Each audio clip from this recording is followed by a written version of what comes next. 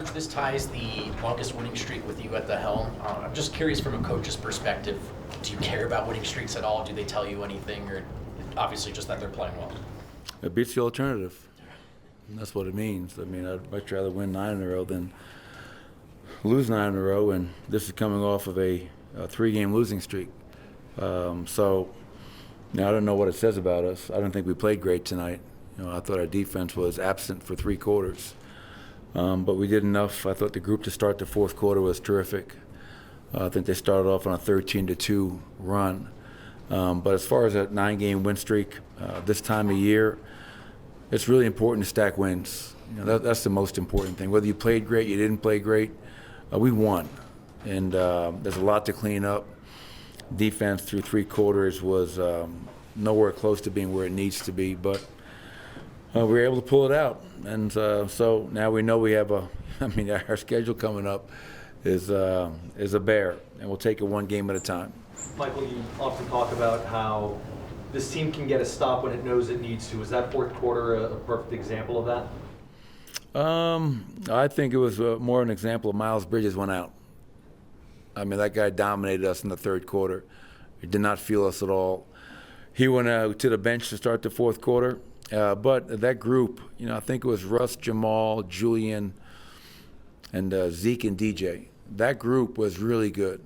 And what I liked about it, not only did that group force misses, but we rebounded. I mean, that was great to see. And so I give that 5-man group a lot of credit, because that was by far our best stretch of defense. And to hold that team to 19 points in the fourth quarter on 19% from the field is outstanding. Now the challenge is, can we do that much closer to 4 quarters than we did tonight? And we'll have to do that against the Lakers, who are coming in here in a few days. But, hey, we'll take the win. It's the right way to start off the post-All-Star break push.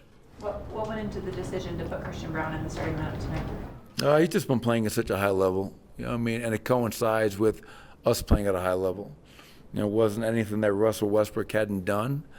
But when I talked to Russ about it, he was great. He was a pro. He said, "Coach, whatever you need from me." But I just felt, Katie, it was just that CB, not only had we won 8 in a row, but the level of play that CB was playing at, it was just outstanding. And like you saw tonight, I mean, we can close with different lineups. We can play so many different guys. Though Julian had a really good stretch for us tonight. It was great to see him be aggressive, 16 points, 4-7 from 3. So, if CB's starting right now, Russell Westbrook's like a starter for us, and vice versa.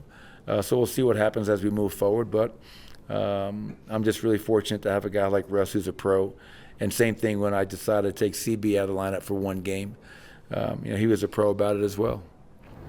Nikola put up 14 threes tonight. It's the entire team. I think 28 threes in the first half was the most of any half you guys have had so far this year. Did anything go into that in the game plan? Was it just the way you guys were being guarded? Yeah, I think, with Nurk out there, he's down the floor so much and pick and rolls. That pick and pop is definitely available. We talked about that. And obviously with Nikola, he's shooting the ball so well from 3. And so it's a delicate balance, right? Because he's the best post-up player in the world who's having a career year from 3 and trying to mix that balance of, playing inside out. We only scored 52 in the paint tonight. I think we usually score around 60. But to your point, Ryan, 19 of 43 from 3. That's like usually 2 games worth for us. That was a joke, guys. Come on, man, stay with me. Jamal also had it going tonight. It's nice to have a guy that puts up 55 out of the break and then 34 on the way back. Just what are you seeing from him and how aggressive he's been? Well, not only aggressive, but efficient.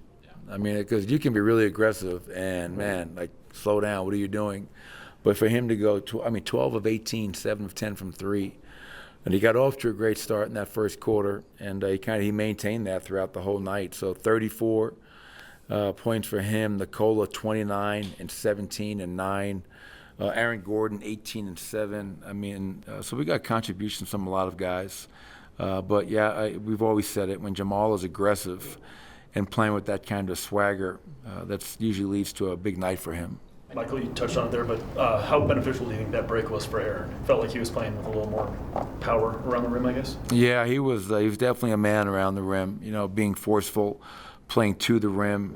I think the break was, obviously great for everybody. Obviously, Michael Porter, prior to getting hurt before the break, he was playing at an extremely high level, and he had some good looks tonight that just didn't go down, but he rebounded. That's what I was proud about. Like, don't allow not making shots to affect other aspects of your game.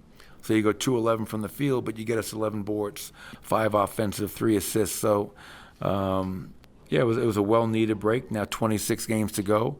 I believe Memphis lost tonight, so we're currently in second place.